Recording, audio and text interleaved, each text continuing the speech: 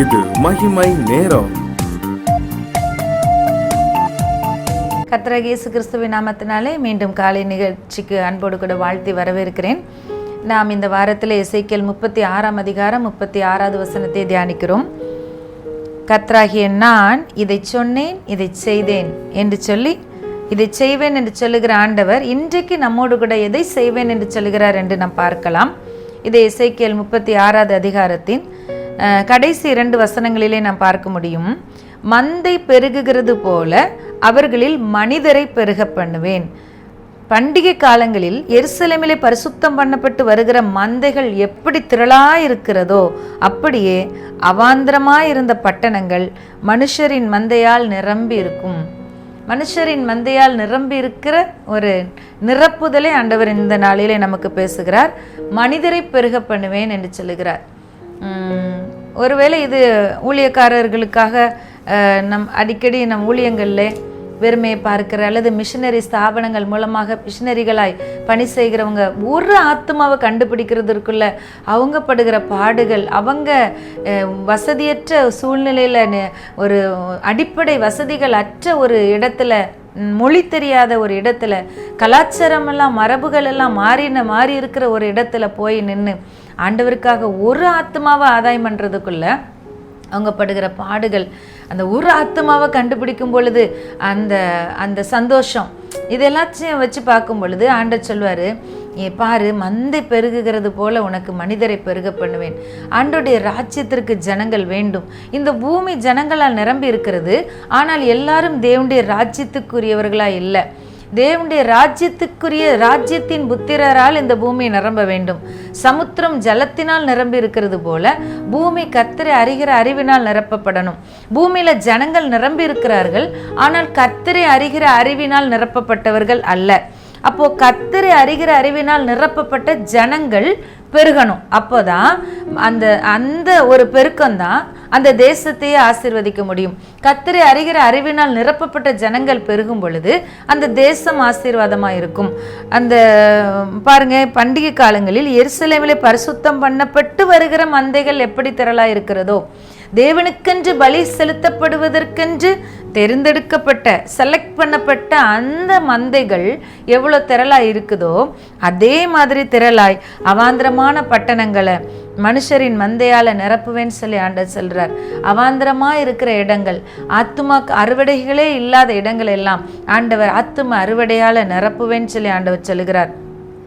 பாருங்க, யாக்கோபு ஒரு நாளில் அவருடைய மந்தையை பெருக செய்யும் பொழுது அப்படியே புள்ளியும் வரியுமான அந்த மரத்தின் பட்டையிலெல்லாம் உரித்து அந்த ஆடுகள் பொழியும் போது அதை அதுக முன்னாடி கொண்டு போய் வைப்பார்.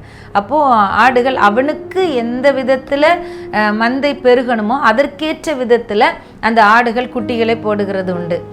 இன்றைக்கு கூட சில பேர் சொல்லுவாங்க, அப்படியே வயிற்றில் குழந்தைகளை சுமந்து கொண்டு இருக்கிற அருமையான தாய்மாராக போகிற பெண்கள், அவங்க பார்க்கறது நல்ல இயற்கை அழகை ரசித்து பார்க்கணும், நல்ல ஆரோக்கியமான பிள்ளைகளை அழகை ரசித்து பார்க்கணும், இனிமையான இசையை கேட்கணும் அப்படிலாம் சொல்லுவாங்க.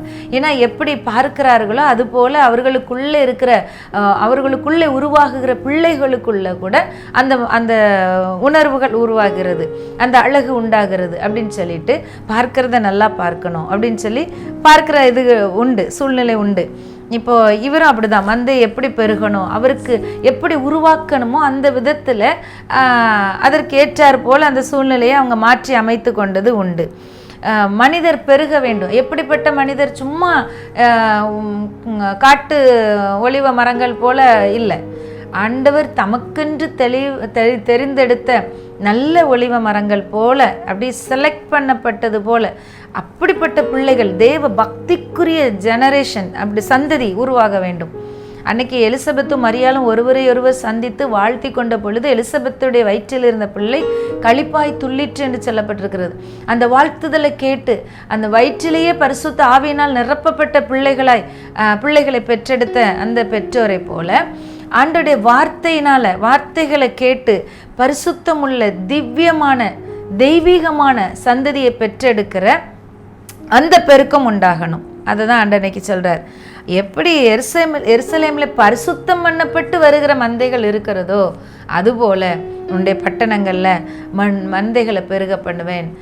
இன்னும் என் தொழுவத்துக்குள்ளே வராத எவ்வளோ ஆடுகள் வெளியே இருக்காங்க, அதையும் நான் கொண்டு வரணும் அப்படின்னு சொல்லி ஒரு வசனத்தில் எழுதப்பட்டிருக்கிறது.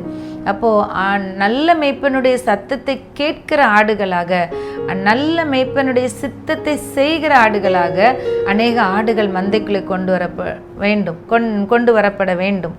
அதனால தான் ஆண்டு சொல்கிறாரு, அவாந்திரமாக இருக்கிற பட்டணங்கள் மனுஷரின் மந்தையால் நிரம்பி இருக்கும், அதனால் நான் கர்த்தர் என்று சொல்லி அறிந்து கொள்வார்கள். அவாந்திரமாக இருக்குது, ஒரு ஆசீர்வாதமற்ற ஒரு சூழ்நிலையாக இருக்குது அப்படின்னா, அங்கே ஆண்டவருடைய வார்த்தையால் நிரப்பப்பட்ட மனிதர்கள் வரும் பொழுது அந்த சூழ்நிலை மாறும்.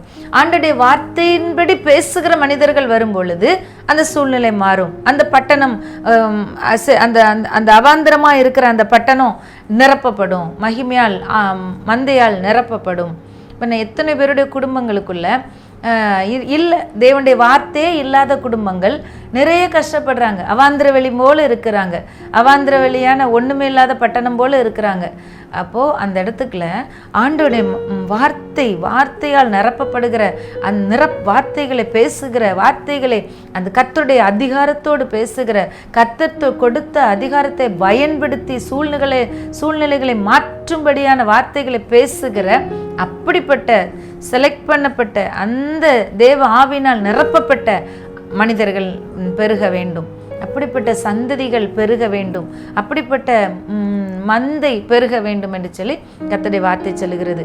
இந்த பூமி, இந்த உலகம் நம்ம பார்க்குற எவ்வளோ சீர்கேடான காரியங்கள், எப்படி மீடியா உலகத்தை சீர்கெடுத்திருக்கிறது, எப்படி அடிமைத்தனங்கள், பாவ அடிமைத்தனங்களும் வியாதியின் அடிமைத்தனங்களும் மக்களை அப்படியே சீர்குலைய செய்கிறது, அப்படியே சிறைப்பட்டு போக செய்கிறது, வாடி நிற்க செய்கிறது, ஏங்கி நிற்க செய்கிறது. இதுக்கு மத்தியில் தான் ஆண்டவர் சொல்கிறாரு, நான் உன்னை செலக்ட் பண்ணப்பட்ட அந்த பலிபிடத்திற்கேற்ற மந்தைகள் போல மனிதரை நான் பெருக பண்ணுவேன் என்று சொல்லி, அந்த சூழ்நிலைகளை மாற்றுகிற, தேவனுடைய அதிகாரத்தை பயன்படுத்துகிற, தேவனுடைய வல்லமையால் நிரம்பி பேசுகிற அப்படிப்பட்ட மனிதர்கள் பெருக வேண்டும். என்னையும் உங்களையும் கர்த்தர் இன்றைக்கு அப்படிப்பட்ட மனிதர்களாக நம்மை அழைத்திருக்கிறார். பாருங்க, மனுஷரின் மந்தையால் நிரம்பி இருக்கும். அவாந்திர வழியா தேவனுடைய வார்த்தையற்ற ஒரு வாழ்க்கை வாழ்கிற நிலைமை மாறி தேவனுடைய வார்த்தையோடு இணைந்து அவருடைய மந்தையின் ஆடுகளாக இருக்கிற அந்த நிலைமைக்கு கர்த்தர் நம்மை அழைக்கிறார். அதற்கென்று நம்மை முன்குறித்திருக்கிறார், அதற்கு நமக்கு உதவி செய்கிறார். அதான் சொல்றாரு, மந்தை பெருகுகிறது போல அவர்களில் மனிதரை பெருக பண்ணுவேன். தேவனுக்கேற்ற அந்த மந்தையை பற்றி என்ன சொல்லப்பட்டிருக்கிறது? பண்டிகை காலத்தில் எருசலேமுக்கு பரிசுத்தம் பண்ணப்பட்டு வருகிற மந்தைகள். ஸோ அப்படிப்பட்ட ஒரு செலக்டட் குரூப் ஆஃப் பீப்புளா, ஒரு ஜனக்கூட்டமா தேவன் உங்களையும் என்னையும் அழைத்திருக்கிறார். இப்படிப்பட்ட மந்தைகள் இன்னும் பெருக வேண்டும் என்று சொல்லி தேவன் நம்மோடு கூட பேசுகிறார். நாம் ஜெபிக்கலாம். அன்பின் பரலோக தகப்பனே, இந்த நல்ல நேரத்துக்காக நன்றியோடு துதிக்கிறோம், ஸ்தோத்திரிக்கிறோம். அப்பா, வார்த்தையால் நிரப்பப்பட்டவர்களாக நாங்கள் உம்முடைய சத்தத்தை கேட்கிற ஆடுகள் எப்படி ஆண்டவரே அந்த மந்தைக்குள்ள நல்ல மேய்ப்பனாகிய உமக்கு கீழே இருக்கிற அந்த மந்தைக்குள்ள இருக்கிற ஆடுகள் போல ஆண்டவரே நாங்கள் அப்படிப்பட்ட மனிதர்களாய் எங்களை பெருக செய்கிறதற்காய் ஸ்தோத்திரம். அப்பா, உண்மை பற்றின அறிவில்லாத அறிவிலிகளாய் அல்ல ஆண்டவரே, உண்மை அறிகிற அறிவினால் நிரப்பப்பட்ட ஜனக்கூட்டங்கள் நிரம்புகிற பட்டணங்களாய் ஆண்டவரே எங்களுடைய ஊர்கள், பட்டணங்கள், கிராமங்கள் எல்லாம் குடியேற்றப்படுவதாக, அவாந்திர வெளிகள் எல்லாம் உண்மை அறிகிற அறிவினால் நிரப்பப்பட்ட மனிதர்களால் நிரப்பப்படுவதாக ஆண்டவரே ஸ்தோத்திரம். ஆண்டவரே உமக்கு நன்றி. உம்முடைய சமூகத்தில் தாழ்த்துகிறோம். இயேசுவின் நாமத்தில் பிதாவே, ஆமேன்.